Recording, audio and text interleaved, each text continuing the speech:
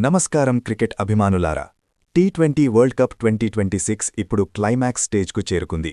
మరి మన team India సెమీఫైనల్లోకి దూసుకెళ్లింది. వెస్టిండీస్తో జరిగిన ఆ ఉత్కంఠభరిత మ్యాచ్ నిజంగా అభిమానుల హృదయాలను కొట్టేసింది. ఆ మ్యాచ్ ఎలా సాగిందో ఒకసారి రివైండ్ చేద్దాం. ముందుగా టాస్ గెలిచిన భారత్ బౌలింగ్ ఎంచుకుంది. వెస్టిండీస్ ఓపెనర్లు షాయ్ హోప్, రాస్టన్ చేస్ చాలా స్ట్రాంగ్ స్టార్ట్ ఇచ్చారు. పవర్ ప్లేలో వికెట్ నష్టపోకుండా 45 పరుగులు. అప్పుడు మ్యాచ్ పూర్తిగా వాళ్లవైపు వెళ్లినట్టు అనిపించింది. కాని అదే సమయంలో రంగంలోకి దిగింది మన స్పిన్ మ్యాజిక్. వరుణ్ చక్రవర్తి కీలక వికెట్ తీసి బ్రేక్ ఇచ్చాడు. అక్కడి నుండి అసలు షో స్టార్ట్ అయ్యింది. జస్ప్రీత్ బుమ్రా తన మ్యాజిక్ స్పెల్తో హెట్మాయర్, చేస్ ఇద్దరినీ ఒకే ఓవర్లో అవుట్ చేసి మ్యాచ్ మొమెంటం పూర్తిగా మార్చేశాడు.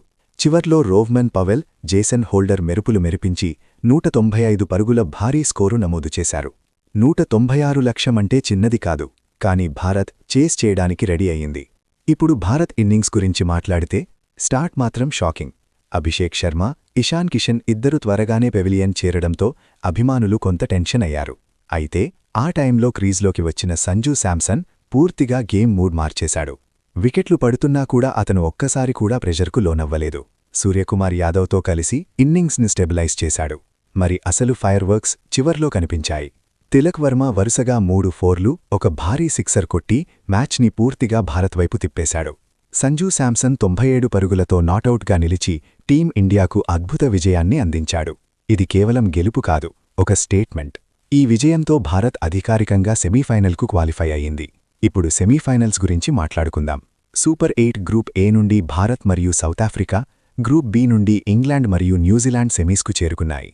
మొదటి సెమీఫైనల్ సౌతాఫ్రికా వర్సెస్ న్యూజిలాండ్ మార్చి 4న కోల్కతాలోని ఈడెన్ గార్డెన్స్లో రాత్రి 7 గంటలకు.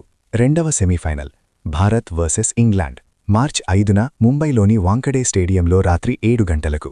Bharat versus England head to head చూస్తే 29 మ్యాచ్లలో భారత్ 17 సార్లు గెలిచింది, ఇంగ్లాండ్ 12 సార్లు గెలిచింది. స్టాటిస్టిక్స్ ప్రకారం మనకే పైచేయుంది. కానీ నాకౌట్ మ్యాచ్లలో ఏదైనా జరగచ్చు. ఇప్పుడు టీమిండియా ప్లేయింగ్ 11 గురించి. సూర్యకుమార్ యాదవ్ కెప్టెన్సీలో బలమైన బ్యాటింగ్ లైనప్ ఉంది. సంజూ శాంసన్ ఫామ్లో ఉన్నాడు. తిలక్ వర్మ అద్భుత ఫినిషింగ్ ఇస్తున్నాడు. ఆల్రౌండర్లుగా హార్దిక్ పాండ్యా, శివం దూబే, అక్షర్ పటేల్ బ్యాలెన్స్ ఇస్తున్నారు.